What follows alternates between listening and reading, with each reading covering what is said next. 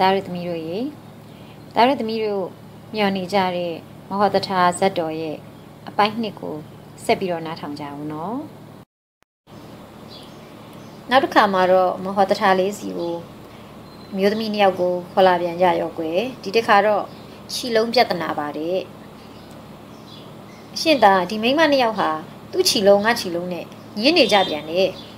အဲ့တော့မဟောတထာကမိလိုက်တော့တယောက်ကဖြီပါတယ်ကျုပ်ခြိလုံးမှာတော့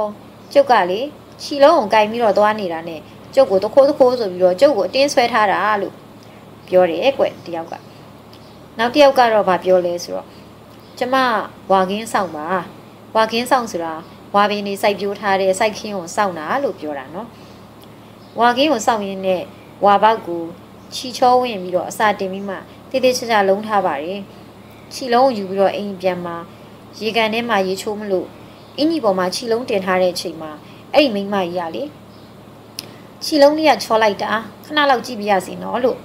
ပြောရင်းနဲ့ကိုင်းကြည့်ပြီးတော့ယူပြီးပြေးတော့တာပဲရှင်အဲ့ဒါနဲ့ကျမလည်းကျမခြိလုံးပြန်ပေးဖို့လိုက်ပြန်တောင်းရတာပေါ့လို့ပြောလိုက်တယ်ကွမဟောတထာပညာရှိလေးကကြည့်လိုက်တာနဲ့ဒီကလေးမလေးကပိုင်ရှင်အမှန်ဖြစ်ပြီးတော့ဟိုမိန်းမကြီးကခိုးသူဆိုတာကိုသိတယ်တဲ့ဒါပေမဲ့အများသိတာထင်ရှားအောင်ဒီပြဿနာကိုရှင်းပေးအောင်မှဖြစ်မှာပဲဆိုပြီးတော့မေးလိုက်တယ်ခိုးသူမျိုးသမီးကိုအရင်မေးတာပေါ့နော်ကဲတင့်ချီလုံးဆိုရင်ချီလုံးထဲမှာဘာကိုခံပြီးတော့မှချီကိုလုံးထားတာလဲလို့မေးလိုက်တော့ခိုးသူမျိုးသမီးကစဉ်းစားတယ်ဟိုကောင်မလေးကဝါကင်းဆောင်တာကိုဝါကင်းဆောင်နေဆိုတော့ဝါစီနဲ့လုံးထားမှာပဲဆိုပြီးတော့အထဲမှာဝါစီခံပြီးတော့လုံးထားပါတယ်လို့ဖြေလိုက်တယ်ကွပြီးတဲ့အခါမှာမဟောတထာခြိလုံးပိုင်ရှင်ကလေးမလေးကိုမေးလိုက်တော့ကျမတဲစီခံပြီးလုံးထားပါတယ်လို့ဖြေတယ်ကွအဲ့ဒါနဲ့ကဲဒီခြိလုံးကိုဖြီးကြည့်လိုက်ပါအထဲမှာဘာတွေ့လဲလို့ဆိုတော့ခြိလုံးကိုအစဆုံးဖြီးလိုက်တဲ့အခါမှာခြိတွေကုံသွားတော့အထဲမှာတဲစီကိုတွေ့တယ်တဲ့ကွအဲ့ဒါနဲ့မဟောတထာလဲကဲဘလို့လဲမိန်းမကြီးခမ ्या ဝန်ခံမိလားခမ ्या ခိုးရဲဆိုတာဝန်ခံမိလားလို့ပြောလိုက်တော့ခိုးမိပါတယ်လို့ဝန်ခံရတော့တာပေါ့ကွယ်အဲ့ဒီသတင်းကိုစုံစမ်းထောက်လှမ်းတဲ့အမတ်ငယ်ကရှင်မင်းကြီးကိုပြောလိုက်တဲ့အခါမှာတော့ရှင်မင်းကြီးကကဲတင်းနကအမတ်ကြီးရေတို့ပညာရှိလူကိုမခေါ်ရသေးဘူးလားကွယ်ဆိုတော့ခြိလုံးမှုကိုစီးရင်နေဆိုတာတာမန်အသေးဖွဲလေးပါဘရင်ကြီးရေဒီလောက်နဲ့တော့ပညာရှိမခေါ်တော့သေးပါဘူးခဏလောက်စောင့်ကြည့်ပါအောင်လို့ရှောက်ထားလိုက်ပြန်တဲ့ကွယ်ဒါတို့သမီးတို့ရေဒီတစ်ခါမဟောတထာလေးစီကိုရောက်လာကြတဲ့သူတွေကတော့တရှုံရှုံငိုကြွေးနေတဲ့မိန်းမရွယ်တယောက်နဲ့ကလေးတယောက်ကိုခြိထားတဲ့ညနေပေါက်ဆူဆူမိန်းမကြီးတယောက်ရေပေါ့ကွယ်သူတို့နှစ်ယောက်ကိုမြင်တာနဲ့ပဲမဟောတထာလေးကတိလိုက်ပြီကွယ်ကလေးကိုခြိထားတဲ့မိန်းမကြီးကမျက်တောင်လည်းမခတ်ဘူးမျက်တောင်လည်းหนีတယ်အပင်ပြင်းကလည်းကြမ်းတမ်းတယ်ဒီမိန်းမကြီးကလူစင်စစ်တော့မဖြစ်နိုင်ဘူးဟိုမိန်းမရွယ်လေးကတော့ဘာမှအပြစ်ပြောစရာမရှိဘူးဒါပေမဲ့ပြိတ္တအားလုံးသိအောင်တော့ဖြည့်ရှင်းပေးရလိမ့်မယ်လို့မဟောတထာလေးကတွေးမိတာပေါ့ကွယ်အဲ့ဒါနဲ့မဟောတထာလေးကမိန်းမကြီးကိုစပြီးတော့မေးလိုက်တယ်ကွကဲတင်တို့ဘာကြောင့်အငင်းပွားပြီးတော့ရံဖြစ်နေကြတာလဲပြောစမ်းပါအောင်ဆိုတော့ရုပ်ဆိုးဆိုးနဲ့မိန်းမကြီးကပြောတယ်ကွရှင်သားဟောဒီကကျမသားကိုကျမချီပြီးသွားနေတော့မှဟောကမိန်းမကသူ့သားကိုခိုးပြေးပါတယ်ဆိုပြီးတော့လိုက်ပြီးတော့ဆွဆွဲပါတယ်လို့တိုင်တယ်တဲ့အဲ့ဒီခါမှမဟောတထာမိန်းမရွယ်ကိုထပ်ပြီးတော့အစ်စ်မေးပြန်တယ်ကဲတင်ကရောဘာပြောမှလဲဆိုတော့ဖြစ်ပုံကဒီလိုပါရှင်ကျမသားလေးကိုကျမပွက်ချီပြီးတော့အရှင်သားရဲ့ရေကန်ရောက်တော့ရေချိုးကျင်တာနဲ့သားလေးကိုအရင်ဆုံးရေချိုးပေးလိုက်ပါတယ်ရေချိုးပေးပြီးတာနဲ့အဝတ်ကလေးတွေနဲ့ဝတ်ပေးပြီးတော့ထွေးပွေပြီးရေကန်ပေါင်ပေါ်မှာကလေးကိုအိပ်ပြောအောင်တိတ်ပြီးမှကျမရေချိုးဖို့ရေကန်ထဲဆင်းပါတယ်ကျမရေကန်ထဲရောက်သွားတဲ့အချိန်မှာအဲ့ဒီမိန်းမကြီးရောက်လာပြီးတော့အိုးကလေးလေးကချစ်စရာလေးနော်ရှင့်သားလေးလားကျမချစ်လို့သူ့ကိုခဏလောက်ချီပေးရစီလို့ပြောတယ်အဲ့လိုပြောပြီးတာနဲ့ကလေးကိုကောက်ချီပြီးတခါလေးထွက်ပြေးတော့တာပဲကျမလည်းရေကန်ထဲကတက်ပြီးတော့သူ့နောက်ကိုမိအောင်လိုက်ရပါတယ်ကျမကလေးကိုပြန်ပေးပါဆိုတော့ဟဲ့အဲ့ဒါငါသားကိုငါချီတာဘာကြောင့်ဆွဆွဲရလဲလို့သူကကျမကိုပြန်ပြီးတော့ပြောပါတယ်အဲ့လိုဖြစ်အကြောင်းစုံကိုသိပြီးတဲ့အခါမှာမဟောတထာလေးကကဲဒါဆိုရင်ကောင်းပြီဒီအမှုကိုကျွန်ုပ်ဆုံးဖြတ်မယ်အားလုံးနာခံကြမယ်နော်ပထမဆုံးမြေကြီးပေါ်မှာမြင်းတစ်ကြောင်စီးတားလိုက်ပါစီးရဲ့ဟိုဘက်ဒီဘက်မှာမိန်းမနှစ်ယောက်တစ်ဖက်စီနေကြမယ်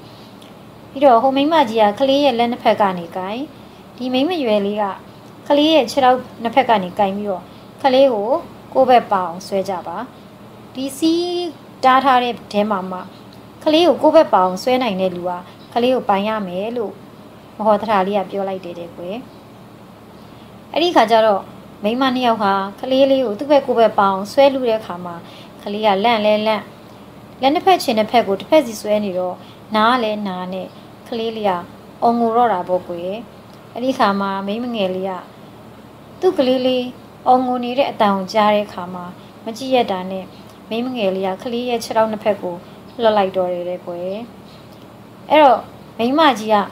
ကလေးကိုရသွားတာပေါ့အဲ့တော့လက်ကနေပြီးကလေးကိုအတင်းဆွဲယူလိုက်တော့ကလေးလေးကမိမကြီးလက်ထဲကိုရောက်သွားတယ်အဲ့ဒီခါမှာမိမကြီးကဟာကလေးကိုငါရပြီငါပဲပအောင်လူနိုင်ပြီကဲဒါဆိုဒီကလေးကိုငါရပြီငါကလေးမိပဲလို့ဩလိုက်တယ်ကွယ်အဲ့ဒီအချိန်မှာမဟောတထာကဲနေအောင်တရားဆုံးဖြတ်တာမပြီးသေးဘူးကဲဘေးမှာကြည့်နေတဲ့ပြိတ္တကဖြေကြပါအောင်ကလေးကိုအမေရပိုးချစ်မလားအမေမဟုတ်တဲ့သူကပိုးချစ်မလားကလေးကိုဖြေကြပါအားလုံးဖြေကြပါလို့မိလိုက်တဲ့ခါမှာပြိတ္တကအမေလုပ်တဲ့လူကကလေးကိုပိုးချစ်ပါတယ်ဗျာလို့ဖြေကြတယ်တဲ့ဒါဆိုရင်ကလေးကိုရအောင်လူတဲ့မိန်းမအမေဖြစ်မလားမလူပဲပေးလိုက်တဲ့မိန်းမအမေဖြစ်မလားဆိုတော့ပြိတ္တကဘေးကနေပြောကြတယ်အိုးဟိုမိန်းမငယ်လေးကကလေးလေးနာပြီးတော့ငိုနေတာကိုမြင်တော့မခံနိုင်တာနဲ့လက်ကိုလွတ်လိုက်တာဒါကြောင့်မလို့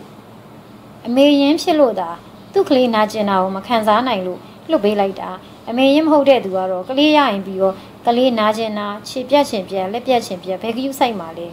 ဒါကြောင့်မလို့လွတ်လိုက်တဲ့သူကသာအမေရင်းဖြစ်ပါတယ်ကလေးနာကျင်တာငါရရင်ပြီးရောလို့အတင်းဆွဲတဲ့သူကတော့အမေရင်းမဖြစ်နိုင်ပါဘူးလို့ပရိသတ်ကလည်းဝိုင်းပြီးတော့ပြောကြတယ်ကွယ်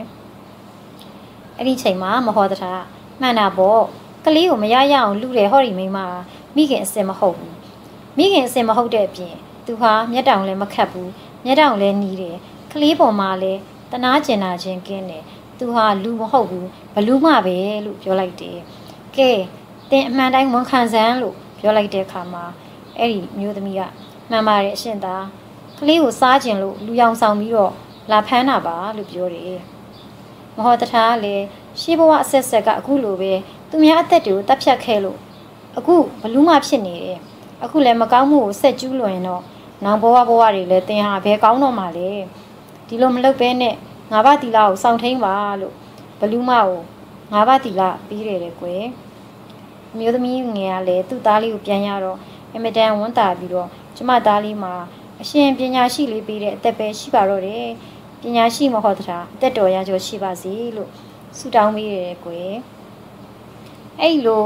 ကလေးခိုးတဲ့တရားစီရင်တဲ့အကြောင်းကိုနန်းတော်သတင်းပို့လိုက်တဲ့အခါမှာဘယင်ကြီးကလည်းကဲဒါဆိုရင်တင်နကအမတ်ကြီးမဟောတရာဒုက္ခမိန်လေးကိုငါတော့နန်းတော်ခေါ်ခြင်းပြီးကွာဆိုတော့တင်နကအမတ်ကြီးကလည်းအရှင်မင်းကြီးဒီလောက်ကလေးနဲ့တော့ပညာရှိမခေါ်ထိုက်သေးပါဘူးခဏလောက်စောင့်ကြည့်ပါအောင်လို့ပြန်လျှောက်ထားလိုက်တဲ့ကွယ်အခုတခါမဟောတရာပညာရှိလေးစီကိုရောက်လာတာတော့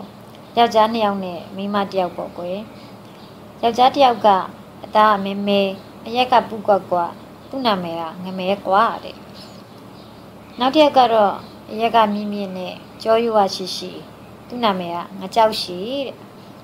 အမျိုးသမီးကတော့ခက်ပိန်ပိန်နဲ့အရက်ရှိရှိသူ့နာမည်ကမထမ်းပင်လို့ခေါ်တယ်တဲ့အဲ့ဒီယောက်ျား2ယောက်ကမဟောတရာပညာရှိလေးကိုအပြန်လန်တိုင်ကြတယ်ကွယ်ငမဲကွာဘာပြောလဲဆိုတော့ဟောဒီမထမ်းပင်ကကျွန်တော်မိန်းမပါကျွန်တော်ကသူ့ကိုတောင်းရမ်းတဲ့အခါမှာသူမိဘတွေက9နှစ်ကျွန်းခံရမယ်ဆိုလို့သူမိဘတွေစီမှာ9နှစ်ကျွန်းခံပြီးတော့မှမိဘတွေကပေးစားလို့လက်ထပ်ခဲ့တာပါအခုကျွန်တော်မိန်းမမထမ်းပင်ကိုဟောဒီကငကြောက်ရှိကခိုးသွားလို့ကျွန်တော်တိုင်တာပါဗျာလို့ပြောတယ်ငကြောက်ရှိကတော့ဘာပြောလဲဆိုတော့ဟာဘယ်ကလာဟုတ်ရမှာလဲဒါကျုပ်မိန်းမဗျကျုပ်မိန်းမနဲ့ကျုပ်နဲ့ခရီးတူယူသွားနေတော့မှဟောဒီလူကတက်တက်မဲ့ဆွဆွဲတာပါဗျာလို့ပြောတယ်တဲ့မထမ်းပင်ဆိုတဲ့မျိုးသမီးကကြတော့ကိုကြောက်ရှိရတာလျင်ကျမရဲ့ခင်ဘောမှာလို့ပြောတဲ့ကွယ်အဲ့ဒီနေရာမှာဖြစ်ရမှန်ကတော့ဒီလိုကွ ငမဲကွာမထမ်းပင်ကိုသဘောကျတဲ့အတွက်ကြောင့်မလို့မထမ်းပင်ရဲ့မိဘအိမ်မှာ9နှစ်ကျွန်းခံပြီးတော့မိဘတွေကမထမ်းပင်ကိုငမဲကွာနဲ့ပေးစားလိုက်ကြတယ်တဲ့ကွယ်ဒီနေ့ကျတော့ငမဲကွာမထမ်းပင်ကြီးမိမိကအိမ်မှာငါတို့နေခဲ့တာတော်တော်ကြာနေပြီငါမိဘတွေစီမှာလည်းတလဲသွားပြီးတော့နေကြရအောင်ကြော့ကိုပစ္စည်းတွေပါတွေဝယ်ပြီးတော့သွားကြရအောင်လို့ပြောတယ်တဲ့အဲ့တော့မထမ်းပင်ကလည်းကဲရှင်းမိဘအိမ်ကိုသွားချင်လဲသွားကြတာပေါ့ဆိုပြီးတော့သူတို့နှစ်ယောက်ကထွက်လာခဲ့တယ်တဲ့အဲ့တော့သူမိဘတွေရွာကိုသွားတဲ့လမ်းမှာမြင့်ငယ်လေးတစ်ခုကိုတွေ့တဲ့အခါဒီမြစ်ကိုဘယ်လိုကူးရပါမလဲငါရေကြောက်တယ်ရေလည်းမကူးတတ်ဘူးလို့ငမဲကွာပြောတယ်တဲ့မထမ်းပင်ကလည်းကျမလည်းရေမကူးတတ်ဘူးရှင်လို့ပြောတယ်အဲ့ဒီချိန်မှာငကြောက်ရှိဆိုတဲ့လူကရောက်လာတဲ့ကွယ်ရောက်လာပြီးတော့မြစ်ကိုကူးမလို့လုံနေတဲ့ချိန်မှာငမဲကွာမိတ်ဆွေဒီမြစ်ကရေတိမ်သလားနှစ်သလားလို့မေးလိုက်တယ်တဲ့အဲ့မှာငကြောက်ရှိကဒီလူကိုကြည့်ရတာရေမကူးတတ်ဘူးနဲ့တူတယ်လို့စိတ်ထဲကတွေးပြီးတော့ဟာဒီမြစ်လားရေရမ်းနေတာပေါ့ကွာပြီးတော့မြစ်ထဲမှာငါးတွေလိတ်တွေမိချောင်းတွေတိတ်ပေါ်တာလို့ပြောလိုက်တယ်ကွဒါပေမဲ့တကယ်တမ်းတော့မြစ်ကရေတိမ်တိမ်လေးပါငါးတွေလိတ်တွေမိချောင်းတွေလည်းမရှိပါဘူးငကြောက်ရှိကမဟုတ်မဟန်လိန်ပြောပြီးတော့ငမဲကွာကိုချလိုက်တာတဲ့ကွယ်အဲ့ဒါနဲ့ငမဲကွာကမေးလိုက်တယ်ဒါဖြစ်ရင်တင်ဘလို့ကူးမှလဲလို့မေးလိုက်တော့ငကြောက်ရှိကဟာကျုပ်ကဒီမြစ်ကိုကျင်လည်ပြီးသားဗျအဲ့ဒီမြစ်ထဲကငါးတွေလိတ်တွေမိချောင်းတွေကကျုပ်ကိုသိနေပြီလေကျုပ်ကကူးနေကြဆိုတော့ကျုပ်ကိုသူတို့ကမကြိုက်ကြဘူးဗျအဲ့လိုပြောကြတော့ငမဲကွာကလည်းအာကိုတကြီးနဲ့ဟာဒါဆိုရင်ကျုပ်တို့လင်မယားကိုဟိုဘက်ကန်းကိုပို့ပေးပါဗျာမပို့ခင်မှာကျုပ်တို့နဲ့ပါလာတဲ့ထမင်းနေမုံတွေကိုစားပါအောင်ဆိုပြီးတော့အဲ့ခံကျွေးမွေးတဲ့ကွယ်အဲ့ထမင်းတွေပါတွေစားပြီးတဲ့အခါကျတော့ငကြောက်ရှိရမေးတယ်တဲ့ကဲဘသူ့ကိုအရင်ပို့ရမလဲတဲ့အဲ့တော့ငမဲကွာကျုပ်မိမကိုအရင်ပို့လိုက်ပါဗျာလို့ပြောတော့ငကြောက်ရှိရမထမ်းပင်ကိုပခုံးပေါ်မှာထမ်းပြီးတော့မြစ်ထဲကိုဆင်းသွားတယ်ကွမြစ်ထဲဆင်းပြီးနည်းနည်းကြာတော့ငကြောက်ရှိရရေနဲ့တယ်လို့ထင်ရအောင်လို့သူ့ရဲ့ဒူးကောင်းကိုေးပြီးတော့ရေထဲမှာဒူးထောက်ပြီးတော့သွားတဲ့ကွယ်အဲ့တော့ဟိုးဝေးရနေကြည့်နေတဲ့ငမဲကွာလေဟာရေတော်တော်နဲ့တယ်ထင်တယ်ကြည်စမ်းဟိုလူကိုရင်ဘတ်ထိတောင်ရေရရောက်နေပြီငါရက်ပူတော့ငါသာဆိုရင်ရေထဲမှာမြုပ်သွားတော့မှာပဲလို့ထင်နေတဲ့ကွယ်အဲ့ဒါလိုရေတဲကိုရောက်နေတဲ့ချိန်မှာပဲငကြောက်ရှည်ကမထမ်းပင်ကိုချီရေးဆိုတဲ့ကွယ်နှမကြီးမင်းကအရက်ကလေးကလည်းမြင့်မြင့်ရှိရှိသွဲ့နဲ့မင်းယောက်ျားပုကွကွနဲ့ဘလို့မှမလိုက်ပါဘူးကွာလူတွေကမင်းတို့တွေ့ရင်ကဲ့ရဲ့မှာပဲမင်းကတဲရှိရှိလှလှပပနဲ့မင်းယောက်ျားမဲမဲပုကွကွယူအဲ့တော့မင်းနဲ့ငါနဲ့ဆိုရင်ရှေ့သွားနောက်လိုက်ညီတယ်အဲ့တော့တကယ်လို့မင်းကသာငါ့ကိုယူမယ်ဆိုရင်မင်းကိုလေဝက်စားတွေလည်းကောင်းကောင်းဝယ်ပေးမယ်အိမ်ကြီးအိမ်ကောင်းမှလည်းအရွှေရန်နေနဲ့ထားမယ်ဘယ်နဲ့လဲလို့မေးတဲ့အဲ့တော့မထမ်းပင်ကလည်းသဘောကျပြီးတော့ရှင်ကတားမတ်မရမတ်ပေါင်းရင်ညင်းစရာမရှိပါဘူးလို့ပြောလိုက်တဲ့အဲ့ဒါနဲ့ငကြောက်ရှိရဒါဆိုရင်ကျုပ်တို့အခုပဲသွားကြစို့ဆိုပြီးတော့မြစ်ကိုကူးခဲ့ပြီးတစ်ဖက်ကန်းကိုလည်းရောက်တော့သူတို့နှစ်ယောက်ဟာငမဲကွာကိုလှဲ့တော်မှမကြည့်ပဲနဲ့ပြေးကြပါလိရောတဲ့ကွယ်ငမဲကွာကလည်းမြစ်တစ်ဖက်ကန်းကနေလှမ်းပြီးတော့မြင်ရတာဟာငကြောက်ရှိငါမိမကိုခေါ်သွားပြီဆိုပြီးတော့ဒေါသတွေထွက်ပြီးတော့အလိုလေးငါမိမကိုခိုးသွားပြီငါရင်နှစ်ပြီးသိရင်သေးပါစေငါလိုက်မယ်ဆိုပြီးတော့မြစ်ကိုအတင်းကိုဖြတ်ကူးတော့တာပေါ့ကွယ်ကူးနေရင်နဲ့မှာဟာမြစ်ရည်ကတိမ်တိမ်လေးပါလားဆိုတော့သိသွားတယ်တဲ့မကြောက်ရှည်ကျုံမိမကိုခိုးသွားတယ်ပြို့ဆိုပြီးတော့နောက်ကနေလိုက်တာအဲ့တော့ရှေ့နှစ်ယောက်ကိုမိလာတာနဲ့ရံဖြစ်ကြတာပေါ့ကွယ်ငါမိမကိုဘာလို့ခိုးတာလဲပြန်ပေးမကြောက်ရှည်ရလေဟဲ့လူဒါကျုံမိမဆိုပြီးတော့အချင်းများနေတဲ့အချိန်မှာမဟောတထာလေးရဲ့ဇရက်ရှိတာကိုရောက်လာတော့အဲ့ဒီမှာရှိတဲ့မဟောတထာရဲ့အချွေရန်တငယ်ချင်းတွေနဲ့ပရိသတ်တွေကသူတို့တွေ၃ယောက်ကိုမဟောတထာစီကိုခေါ်သွားကြတာပေါ့ကွယ်မထမ်းပင်ကဒီမဲမဲကွက်ကွက်လူကိုကျမမသိပါဘူးကျမရဲ့ယောက်ျားဟော်ဒီကကိုကြောက်ရှည်ပါလို့ပြောတယ်အဲ့တော့မဟောတထာကကောင်းပြီဒီအမှုကိုကျုပ်စီရင်ဆုံးဖြတ်ပြီးမယ်ကဲသူတို့၃ယောက်ကိုတနေရာစီမှာခွဲပြီးတော့ထားလိုက်ပါလို့ပြောတယ်သူတို့၃ယောက်ကိုတနေရာစီအခန်းတစ်ခန်းစီမှာထားပြီးတော့မဟောတထာကအရင်ဦးဆုံးငကြောက်ရှည်ကိုမေးတယ်တဲ့ကွယ်မေးတဲ့ချိန်မှာဘေးမှာလဲတက်တီတွေထားပြီးတော့ပေါ့ င့်နာမည်တင့်မိဘနာမည်တင့်မယားနာမည်တင့်မယားရဲ့မိဘနဲ့နေထိုင်တဲ့အမည်တွေကိုရက်ရွာအမည်တွေကိုပြောပြပါလို့မဟောတထားမိလိုက်တဲ့အခါမှာကိုကြောက်ရှည်ရလဲမထမ်းပင်ကိုသူကလမ်းမှာသာဖြတ်ခိုးလာတာမထမ်းပင်ရဲ့မိဘတွေအကြောင်းဘယ်ရွာကလဲဘာလဲဆိုတာသိမှမသိတာကိုကွယ်အဲ့ဒါနဲ့သူကရမ်းတမ်းပြီးတော့ရှောက်ပြီးတော့ဖြေလိုက်တဲ့ကွယ်ပြီးတော့မထမ်းပင်ကိုခေါ်ပြီးတော့မေးတော့လေ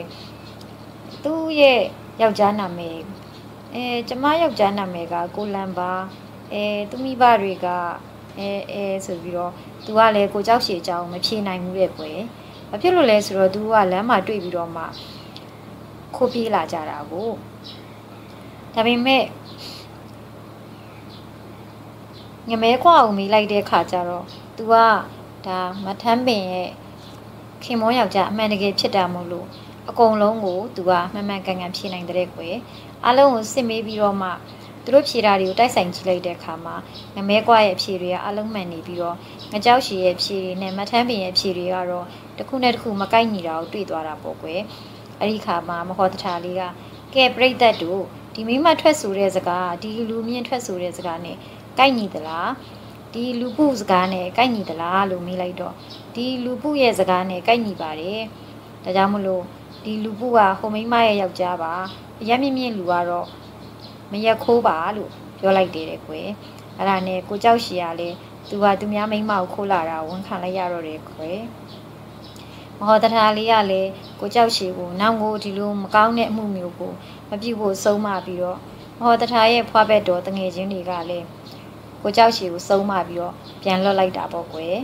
အဲ့ဒီအကြောင်းကိုဗီဒီဟရိမင်းကြီးစီရောက်သွားတဲ့အခါမှာဗီဒီဟရိမင်းကြီးကလည်းဘယ်နဲ့လဲတင်းနကအမှတ်ကြီးဒုက္ခမိန်လေးကိုကျုပ်ခေါ်လိုက်တော့မယ်နော်ဆိုတော့ခဏလောက်တော့စောင့်ကြည့်ပါဦးဒီလောက်နဲ့တော့မခေါ်သင့်သေးပါဘူးလို့ရှောက်ထားပြန်တဲ့ကွယ်ဒါရသမီးတို့ရေမဟောတထာလေးရဲ့ပညာဉာဏ်ကြီးပုံចេตนาဖြည့်ရှင်းပုံလေးတွေဟာဒီနေ့တခြားဂုံသတင်းကြော်ကြားလာတယ်ဒီတစ်ခါတရားစီရင်တာကတော့ပိုထူးခြားလာတာကိုတွေ့ရလိမ့်မယ်ဘာကြောင့်လဲဆိုတော့ဟိုနတ်ပြည်မှာနေတဲ့နတ်တွေရဲ့ဘယင်ဖြစ်တဲ့တရားမင်းကြီးကလူလောကကိုကြီးလိုက်တဲ့အခါမှာလူပြည်မှာဖះလောက်မဟောတထာဒုက္ခမိန်ဟာပညာဂုံနဲ့သိထင်ရှားနေပါလားအဲ့တော့ပညာဂုံကိုပိုထင်ရှားအောင်ငါကိုယ်တိုင်သွားပြီးတော့စုံစမ်းပြီးတော့ထုတ်ဖော်မယ်ဆိုပြီးတော့တရားမင်းဟာလူငယ်လေးတယောက်လိုဖန်ဆင်းပြီးလူပြည်ကိုရောက်လာတယ်တဲ့အဲ့ဒီချိန်မှာပဲရွာတရွာကယောက်ျားတယောက်ဟာသူ့ကိုယ်ပိုင်ယထာကိုထုတ်ပြီးတော့ခေါင်းနှင်လာတဲ့ကွယ်အဲ့ဒါကိုလူငယ်အတွင်ဖန်ဆင်းထားတဲ့တရားမင်းကယထာရဲ့အနောက်မီးစွန်းကိုကင်ပြီးတော့လိုက်လာတယ်ကွယ်အဲ့ဒါကိုယထာရှင်ကတွေ့တော့တင်ပါဘလို့ငါယထာအနောက်ကကင်ပြီးလိုက်လာနေရတာလေဘာလို့ကျင်လို့လဲလို့မေးတယ်တဲ့အဲ့ဒီမှာလူငယ်လေးကကျွန်တော်နောင်ကြီးတံမှာမိခိုပြီးတပည့်ခံခြင်းလို့ပါဗျာလို့ပြန်ပြောတယ်တဲ့ကွယ်အဲ့ဒါနဲ့ယထာပိုင်ရှင်ကလည်းအေးလေဒါဆိုလဲနေပေါ့ကွာမင်းကတပည့်ဖြစ်ခြင်းနဲ့ဆိုတော့လေတပည့်ဖြစ်လက်ခံရတာပေါ့ကဲမင်းယထာကိုစောင့်နေလိုက်အောင်ငါဒီရေကန်မှာခြေလက်လေးစေးကြောလိုက်အောင်မယ်လို့ပြောလိုက်တယ်ကွယ်အဲ့လိုယထာပိုင်ရှင်ခဏလေးမရှိတဲ့ချိန်မှာလူငယ်လေးဟာယထာပေါ်တက်ပြီးတော့အတင်းကိုမောင်းပြေးတော့တာပဲယထာရှင်ကလည်းမြင်သွားတဲ့အခါမှာဟာဟိုကောင်လေးငါယထာကိုခိုးပြေးပြီလေဟေးရက်ငါယထာကိုခိုးပြေးတယ်ပြန်ပေးမင်းရက်လို့အတင်းပြေးလိုက်တဲ့အခါမှာယထာကိုမိလာပြီးတော့မြင်းဆက်ကြိုးလှမ်းဆွဲထားလိုက်တယ်မင်းဘာလို့ငါယထာကိုခိုးပြေးရတာလဲခမရဘာတွေလာပြောနေတာဒါကျုပ်ယထာဗျခမရယထာနဲ့တူနေလို့ထင်လွဲတာလားဆိုပြီးတော့ညင်းကြခုန်ကြရင်းနဲ့မဟောတထာလေးရဲ့ဇရက်တကားဝါကိုရောက်လာကြတော့တာပေါ့ကွယ်ပရိသတ်ကလည်းအုံးပြီးတော့ကြည့်နေကြတယ်မဟောတထာလေးကတော့အငင်းပွားနေတဲ့သူနှစ်ယောက်ကိုကြည့်ပြီးတော့ဘသူကပိုင်ရှင်ဘသူကခိုးသူဆိုတာသိလိုက်တယ်ဟိုလူကြီးကတော့ဘာမှပြောစရာမရှိဘူးမထူးကြဘူးဒါပိုင်ရှင်ပဲဟိုလူငယ်လေးကတော့သူများကိုလည်းမကြောက်ဘူးအလွန်လဲရဲရင်တယ်မျက်တောင်လဲလုံးဝမခတ်ဘူးဆိုပြီးတော့မဟောတထာလေးကတွေးနေတယ်ကွယ်ကဲတင်တို့ကျွန်ုပ်ဆုံးဖြတ်တာကိုခံကြမယ်မလားကဲကျုပ်ရဲ့လူတယောက်ကိုယထာဘောကိုတက်ပြီးတော့မောင်းခိုင်းမယ်တင်တို့နှစ်ယောက်က ယထာနောက်မီကိုတစ်ဖက်စီကနေကင်ပြီးတော့ဆွဲလိုက်ရမယ်ယထာကိုမလွတ်တန်းကင်လိုက်နိုင်တဲ့သူကပိုင်ရှင်လွတ်လိုက်တဲ့သူကယထာကိုဖြစ်မယ်လို့ပြောလိုက်တယ်ကွယ်အဲ့ဒီတော့မဟောတထာလေးရဲ့စီရင်ချက်အတိုင်းပဲလူတယောက်ကယထာကိုတက်မောင်းတာပေါ့ပြီးတော့ယထာပိုင်ရှင်နဲ့လူငယ်လေးနဲ့ယထာရဲ့နောက်မီတစ်ဖက်တစ်ချက်စီကိုဆွဲကင်ပြီးတော့လိုက်တဲ့အခါမှာယထာပိုင်ရှင်ယောက်ျားကြီးကကြာလာတော့မောလာတယ်တဲ့ကွယ်အမလေးမောလာပါပြီဆက်မလိုက်နိုင်တော့ပါဘူးယထာဆုံးညင်လဲဆုံးပါစီတော့အသက်တော့အဆုံးမခံနိုင်ဘူးဆိုပြီးတော့ယထာကိုလက်လွတ်လိုက်တယ်တဲ့ကွယ်အဲ့ဒီအချိန်မှာလူငယ်ရောင်ဆောင်ထားတဲ့တရားမင်းကတော့တပတ်ပြန်လှည့်လာတဲ့ယထာနှောက်ပြီးတော့မလွတ်တန်းဆွဲပြီးတော့လိုက်လာနိုင်တာပေါ့ကွယ်အဲ့ဒီမှာမဟောတထာလေးကပြိတ္တကိုရှင်းပြလိုက်ပါတယ်အားလုံးတွေ့ကြတယ်မဟုတ်လားအဲ့ဒီလူကြီးကယထာနှောက်ပြီးကိုကင်ပြီးတော့ခဏပဲလိုက်နိုင်တယ်လက်လွတ်ပြီးတော့နေရရတယ်ဟိုလူငယ်လေးကတော့ယထာနောက်ကနေထက်ချက်လိုက်တယ်ဒါပေမဲ့သူ့ကိုကြည့်လိုက်စမ်းအစအဆုံးမလွတ်တန်းလိုက်တာတော့ယထာကိုလွတ်လိုက်တဲ့လူကြီးလောက်သူကမောလဲမမောဘူးပင်လဲမပင်ပန်းဘူးချွေးလဲမထွက်ဘူးဝင်သက်ထွက်တဲ့အသက်ရှူလို့ရင်ခုန်လိုက်ဖို့ခြင်းလည်းမရှိဘူးဘသူ့မှလည်းမကြောက်ဘူးမျက်စိကြောင်ကြောင်နဲ့မျက်တောင်လည်းမခတ်ဘူးဒါကြောင့်မလို့တင်းဟာလူတော့မဖြစ်နိုင်ဘူးတင်းတရားမင်းမလားလို့ဘောတထာမေးလိုက်တဲ့အခါမှာတရားမင်းကလည်းမှန်ပါတယ်ပညာရှိလေးရဲ့လို့ဝန်ခံရတယ်လေကွယ်အဲ့ဒီအခါမှာတရားမင်းဟာလူသွင်းပြောက်ပြီးတော့တရားမင်းအသွင်ကိုရောက်စေပြီးတော့တင်ပါကြောင့်ဒီလိုလုပ်ရတာလေလို့မဟောတထာမေးတဲ့အခါမှာမဟောတထာဒုက္ခမေရဲ့တင့်ပညာကုံကျေးဇူးကိုထင်ရှားစေလိုတဲ့အတွက်အခုလိုလူရောင်ဖန်ဆင်းပြီးတော့လာစုံစမ်းခြင်းဖြစ်ပါတယ်လို့ပြောလိုက်တယ်တရားမင်းကနတ်ပြည်ကိုပြန်သွားတဲ့ပရိသတ်ကလည်းအုပ်အုပ်တဲတဲချီးကျူးကြတာပေါ့ကွယ်အဲ့ဒီအကြောင်းကိုဝိသေဟရေမင်းကြီးစီကိုသတင်းပို့လိုက်တဲ့အခါမှာတရားမင်းကိုတော့မှတရားသဖြင့်စီရင်ဆုံးဖြတ်နိုင်ပါလားပညာရှိမဟောတထာအကြောင်းကြားရတာ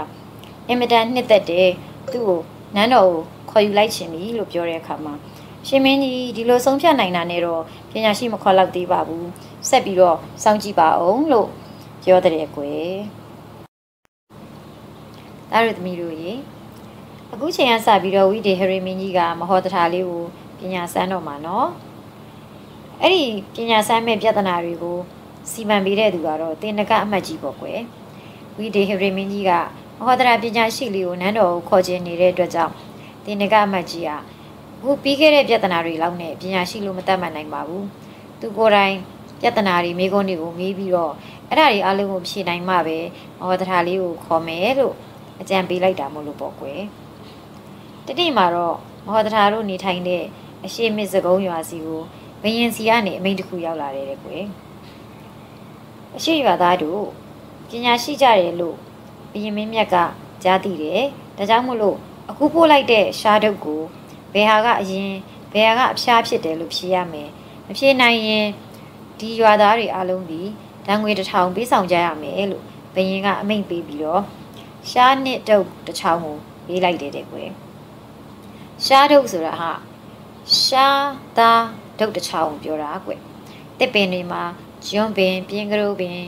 ဗရောက်ပင်အဲ့လိုမျိုးအပင်တွေရှိတယ်မှာကျွန်းပင်ကရတဲ့တစ်သားနဲ့လှုပ်ထားတဲ့တုပ်ကိုကျွန်းသားတုပ်လို့ခေါ်တယ်လို့မျိုးအခုကတော့ရှားသားတုပ်မို့လို့ရှားတုပ်လို့ခေါ်တာပေါ့ကွယ်အဲ့တော့ရှားတုပ်က6 လက်မလောက်ရှိတယ်ကွယ်အလုံးညီပြီးတော့ချောနေတယ်အရင်နဲ့အဖျားနဲ့ဘယ်မှမသိအောင်လို့အသေးချာပုတ်ထားတယ်တဲ့အရင်အဖျားဆိုတာကတစ်ပင်တစ်ပင်မှာအကိုင်းတွေထွက်လာလို့ရှင်အပြင်ဘက်ဆုံးရောက်တဲ့ဟာဒီအဖျားလို့ခေါ်ပြီးတော့ပင်စီနဲ့ဆက်နေတဲ့အပိုင်းကိုအရင်လို့ခေါ်တယ်ကွတစ်သားတွေမှာအရင်နဲ့အဖျားဆိုရင်မတူဘူးပေါ့ကွအရင်ဘက်ကပို့ပြီးတော့တုတ်ခိုင်တယ်ပို့ပြီးတော့နည်းနည်းကြီးတယ်အဖျားဘက်ကနည်းနည်းသေးတယ်ကွအဲ့ဒါကိုခွဲခြားလို့မရအောင်ဆိုပြီးတော့အရင်နဲ့ဖျားအောင်ညီအောင်ဆိုပြီးတော့ပုတ်ထားတာမဟုတ်လို့အရင်ဖျားကိုရုပ်တရက်ကြည့်ရင်မခွဲနိုင်ဘူးပေါ့ကွအဲ့တော့ရှေ့ပင်စကုံးရွာကရွာသူရွာသားတွေကရှားတုပ်ကိုကြည့်ပြီးတော့ဟိုဘက်ဒီဘက်ကလည်းညီနေတယ်ဘယ်ဟာအရင်ဘယ်ဟာဖျားလို့တို့ဘယ်လိုလုပ်သိနိုင်မလဲတကယ်တော့အရင်ကနည်းနည်းကြီးပြီးဖျားကနည်းနည်းသေးတာညီအောင်လှုပ်ထားတဲ့ဥစ္စာမခွဲနိုင်ဘူးကဲဒါဆိုလို့ရှိရင်တော့တို့ရွာကတထေးကြီးရဲ့သားမဟောတထာပညာရှိလေးကကစားနေနဲ့ပဲ ပြဿနာတွေ9ခုတောင်မှဖြေရှင်းခဲ့ပြီးပြီအခုတော့ဒါကိုလည်းမဟောတထပဲဖြေရှင်းနိုင်မှာပဲသွားကြစို့ဆိုပြီးတော့ရွာသူရွာသားတွေကမဟောတထစီမှာအကူအညီတော့တောင်းကြတယ်ကွအဲ့တော့မဟောတထလေးကကြည့်လိုက်တာနဲ့အရင်ပဲကဖျားပဲရလို့သိပေမဲ့လည်းအများသိတာထင်ရှားအောင်သူကရှင်းပြမယ်ဆိုပြီးတော့ကဲရေတစ်ခွက်ကိုခတ်ခဲ့ပါရေစလုံးကြီးနဲ့ရေခတ်ခဲ့ပါဆိုတော့ရေစလုံးနဲ့ရေခတ်ခဲ့တယ်တဲ့ကွယ်ကဲပြီးလို့ရှိရင်အဲ့ဒီရှားတုပ်ကိုအလဲတဲ့တဲ့ကနေကျိုးနဲ့ချီလိုက်ပါအဲ့တော့အလဲတဲ့တဲ့ကနေကျိုးနဲ့ချီပြီးတော့ကျိုးစွန်းလေးကနေဂိုင်းပြီးတော့ရေထဲကိုနှိပ်လိုက်တဲ့အခါမှာရှားတုပ်ကအလဲတဲ့တဲ့ကအညီမြချီထားပြီးမဲ့လေတစ်ဖက်ကပိုးပြီးတော့နစ်ဝင်သွားတယ်ကွယ်အဲ့ဒါနဲ့မဟောတထားကကဲအရင်နဲ့ဖြာဘယ်ဟာလေးတယ်လဲကွယ်မေးလိုက်တော့အရင်ကပို့ပြီးတော့လေးပါတယ်အေးဒါဆိုလို့ရှိရင်ရေထဲစိန်လိုက်တဲ့အခါမှာပို့ပြီးတော့နစ်နေတဲ့အပိုင်းဒီအရင်လို့မှတ်ထားပြီးတော့ဘယင်ကြီးကိုသွားပြီးတော့ဖြေလိုက်ကြလို့ပြောလိုက်တယ်ကွယ်အဲ့ဒါနဲ့ဘယင်ကြီးစီကိုအဲ့ဒီပြဿနာအဖြေကိုရောက်သွားတဲ့အခါမှာဘယ်နဲ့လဲတင်နကအမတ်ကြီးအခုတော့မဟောတထားဒုက္ခမိန်လေးကိုငါခေါ်လို့ရပြီမလားဆိုတော့တင်နကအမတ်ကြီးကလည်းခဏစောင့်ပါအောင်ရှင်မင်းကြီးနောက်ထပ်ပြဿနာတစ်မျိုးမေးလိုက်ပါဦးမယ်လို့ပြန်လျှောက်ထားတယ်ကွယ်ဒီတစ်ခါပြဿနာကတော့နည်းနည်းပို့ပြီးတော့ခက်လာတာပေါ့နော်ဖြစ်ပုံကဘယ်လိုလဲဆိုရင်နန်းတော်မှာရှိတဲ့ဘယင်ကြီးရဲ့နွားထီးကြီးတကောင်ကိုပဲပြုတ်တွေအများကြီးကျွေးပြီးတော့ဥချိုနှစ်ဖက်ကိုလည်းစီတွေနဲ့ပြောင်းတော့ခန္ဓာကိုယ်လည်းစနွေးရည်တွေနဲ့ဝါထိန်နေအောင်လိမ့်ပေးလိုက်တော့နွားထီးကြီးကဗိုက်ကြီးကလည်းဖောင်းတကိုယ်လုံးလဲဝါပြီးတော့ကိုဝန်ရှိနေတဲ့နွားမကြီးနဲ့တူနေတယ်တဲ့ကွယ်အဲ့ဒါနဲ့ဘယင်ကြီးကအဲ့ဒီနွားထီးကြီးကိုအရှိမစကုံးရွာကိုပို့လိုက်ပြီးတော့ငါရဲ့နွားထီးကြီးကကိုဝန်ရှိနေတယ်အဲ့တော့ဒီနွားထီးကြီးကိုခလေးမွေးခိုင်းပြီးတော့နွားကလေးနဲ့အတူတူနန်းတော်ကိုပြန်ပို့ပေးရမယ်မပို့ပေးနိုင်လို့ရှင်ဒဏ်ငွေ1000ပေးရမယ်လို့အမိန့်ချလိုက်တယ်ကွယ်အဲ့တော့ထုံးစံတိုင်းပေါ့နော်ရွာသူရွာသားတွေကလည်းကဲဒီပြဿနာငါတို့ရဲ့မဟောတထာလေးကပဲဖြည့်ရှင်းပေးနိုင်မယ်ဆိုပြီးတော့မဟောတထာစီကိုဒီပြဿနာကိုယူသွားပြီးတဲ့အခါမှာမဟောတထာစိတ်မပူကြပါနဲ့နန်းတော်ထဲမှာဘယင်ကိုတတိရှိနဲ့စကားပြောရတဲ့သူတယောက်ရှာပေးပါအဲ့ဒီလူကိုတင်ပေးလိုက်ပါမယ်တင်ပေးလိုက်လို့ရှိရင်ဒီပြဿနာဖြေရှင်းသွားမှာပါလို့ပြောလိုက်တယ်ကွယ်အဲ့ဒါနဲ့အဲ့ဒီမှာပဲနည်းနည်းတတိရှိပြီးတော့ရှင်မင်းရှိမှစကားပြောရတဲ့ရွာသားလူလင်တယောက်ကိုနန်းတော်ကိုပို့လိုက်တယ်ကွယ်အဲ့ဒီရွာသားလူလင်ကနန်းတော်ရောက်တော့ဘယင်းရှိကိုရောက်လာတဲ့အခါမှာသပင်တွေလည်းဖလာချလို့ငိုယိုးပြီးတော့ရှင်မင်းကြီးစီကိုသွားတွေ့ရတယ်ကွယ်အရှင်မင်းကြီးကျွန်တော်ကအရှိမေစကုံရွာလာပါတယ်ဘယင်မင်းကြီးနဲ့ပဲတွေ့ပြရစီဆိုပြီးတော့ငိုယိုးပြီးတော့ဘယင်ကြီးနဲ့တွေ့ခွင့်တောင်းနေတယ်ကွယ်အဲ့ဒါနဲ့ဘယင်ကြီးကအိုးအတင်ဘာဖြစ်လို့ဒီလောက်တောင်ငိုနေရတာလဲပြောစမ်းမအောင်ဆိုဘယင်ကြီးကဲတော်မူပါအေးဘာကဲရမှာတော့ပြောစမ်းမအောင်ကျွန်တော်ရဲ့အဖေကထူးထူးဆန်းဆန်းဖြစ်နေပါတယ်ယောက်ျားဆိုတာခလေးမွေးတယ်လို့လဲတခါမှမရှိခဲ့ပဲနဲ့အခုတော့ကျွန်တော်ရဲ့အဖေကကိုဝန်ရှိနေပါတယ်ကိုဝန်ရှိပြီးတော့မွေးဖို့အချိန်စေ့ပေမဲ့လဲ9ရက်ရှိသည့်အထိကိုခလေးမမွေးနိုင်ဘူးဖြစ်နေပါတယ်ဒါကြောင့်မလို့ဘယင်ကြီးကျွန်တော်ဖေကိုကဲတော်မူပါလို့ပြောတယ်အဲ့ဒီခါမှာဘယင်ကြီးကဟဲ့မင်းယူနေလားယောက်ျားစစ်ကခလေးမွေးတယ်ဆိုတာဘယ်လိုလုပ်ဖြစ်နိုင်မှာလဲဘာတွေလာပြောနေရလဲလို့ပြောလိုက်တဲ့အခါမှာအရှင်မင်းစကုံးရွာသားကလည်းမှန်လားပါအရှင်မင်းကြီးပြောသလိုယောက်ျားကကလေးမမွေးဘူးဆိုလို့ရှိရင်ကျွန်တော်တို့အရှိရွာသားတွေကလည်းအရှင်မင်းကြီးရဲ့နွားထီးကြီးကိုဘယ်လိုလုပ်ကလေးမွေးပေးနိုင်မှာလဲလို့ပြန်ဖြေလိုက်တဲ့ကွယ်အဲ့ဒီခါမှာဘယင်ကြီးကသူ့ရဲ့မေကွန်ပု္ပ္ပစာကိုလာဖြေတဲ့အကြောင်းသိသွားပြီးတော့ဟဲ့ဒီပြဿနာရဲ့အဖြေကိုဘယ်သူကပေးတာတုံးဆိုတော့မဟောတထာဒုက္ခမိန်ဖြစ်ပါတယ်သူစီမံလို့ကျွန်တော်မျိုးဒီတိုင်းလာရပါတယ်လို့ပြောလိုက်တယ်ကွယ်အဲ့ဒါကတော့အမေးပြဿနာကိုအမေးနဲ့ပဲပြန်ဖြေလိုက်တဲ့နီးပေါ့ကွယ်အဲ့ဒါနဲ့ဘယင်ကြီးကကဲဘလို့လဲတင်နကအမတ်ကြီးနွားလာပြဿနာနွားထီပြဿနာကိုရှင်းသွားတာတဲကောင်းတာပဲနေပါအောင်ရှင်မင်းကြီးနောက်ထပ်ပြဿနာတစ်ခုနဲ့စမ်းတက်လိုက်ပါဦးမယ်လို့တင်နကအမတ်ကြီးကတားလိုက်ပြန်တဲ့ကွယ် ဒီတစ်ခါပြဿနာကိုတော့ထမင်းပြဿနာလို့ခေါ်တဲ့ဒီတစ်ခါနန်းတော်ကနေအမိန့်ရောက်လာတာကတော့ဆန်လည်းမဟုတ်ရေလည်းမဟုတ်ထမင်းအိုးလည်းမဟုတ်ဖိုခနောက်လည်းမဟုတ်မီးလည်းမဟုတ်ထင်းလည်းမဟုတ်ယောက်ျားမိန်းမလည်းမဟုတ်လမ်းလည်းမဟုတ်ဆိုတဲ့အဲ့ဒီအချက်၈ချက်နဲ့ပြည့်စုံတဲ့ထမင်းချင်းကိုရွာသူရွာသားတွေကရှင်မင်းကိုဆက်သားရမယ်ရှင်မင်းစီကိုအဲ့ဒီထမင်းချင်းအဲ့ဒီအချက်၈ချက်နဲ့ပြည့်စုံတဲ့ထမင်းချင်းကိုမပို့နိုင်လို့ရှင်ဒဏ်ငွေ1000ပေးရမယ်လို့အမိန့်ချလိုက်တယ်တဲ့ကွယ်အဲ့တော့ထုံးစံတိုင်းပဲပေါ့ကွယ်ရှင်မင်းစကုံးရွာသားတွေကမဟောတထပညာရှိလေးကိုအာကိုတကြီးနဲ့ရှင်းပေးပါအောင်လို့ဆိုတဲ့အခါမှာမဟောတထကကဲဆန်လည်းမဟုတ်ဆိုတော့စကွဲကိုယူရမယ်ရေလည်းမဟုတ်ဆိုတော့နှင်းနဲ့ချက်ရမယ်ထမင်းအိုးမဟုတ်ဆိုတော့ဘာမှမချက်ရသေးတဲ့အိုးအစ်စ်နဲ့ချက်ရမယ်ဖိုခနောက်မဟုတ်လို့ဆိုတဲ့အတွက်ကြောင့်မလို့တစ်သားချောင်း၃ချောင်းကိုမြေမှာစိုက်ပြီးတော့အဲ့ဒီပေါ်မှာအိုးတင်ပြီးတော့ချက်ရမယ်မီးမဟုတ်လို့ဆိုတဲ့အတွက်ကြောင့်မလို့အစင်းသင်းရှိတဲ့မီးစီကနေမယူဘဲနဲ့တစ်သားစားနှစ်စားကိုဒါမှမဟုတ်ကြောက်ခဲနှစ်ခုကိုပုတ်ပြီးတော့ထွက်လာတဲ့မီးကိုသုံးရမယ်ထင်းမဟုတ်လို့ဆိုတဲ့အတွက်ကြောင့်မလို့ထင်းနဲ့မချက်ပဲနဲ့တည့်ရ6လေးတွေကိုစုပြီးတော့မီးဖို့ပြီးတော့ချက်ရမယ်ယောက်ျားမဟုတ်မိန်းမမဟုတ်လို့ဆိုတဲ့အတွက်ကြောင့်မလို့ယောက်ျားလည်းမဟုတ်မိန်းမလည်းမဟုတ်တဲ့နတ်ပုံးပနုတ်လို့ခေါ်တဲ့ယောက်ျားမဟုတ်မိန်းမမဟုတ်အခုဆိုရင်တော့တချို့ကအချောက်လို့ခေါ်မှာပေါ့နော်အဲ့လိုလူမျိုးနဲ့ထမင်းအိုးကိုရွက်ခိုင်းပြီးတော့လမ်းလည်းမဟုတ်လို့ပြောတဲ့အတွက်ကြောင့်မို့လို့လမ်းမကြီးကနေမသွားဘဲနဲ့အိမ်ကျိုးအိမ်ကြားလေးကနေသွားပြီးတော့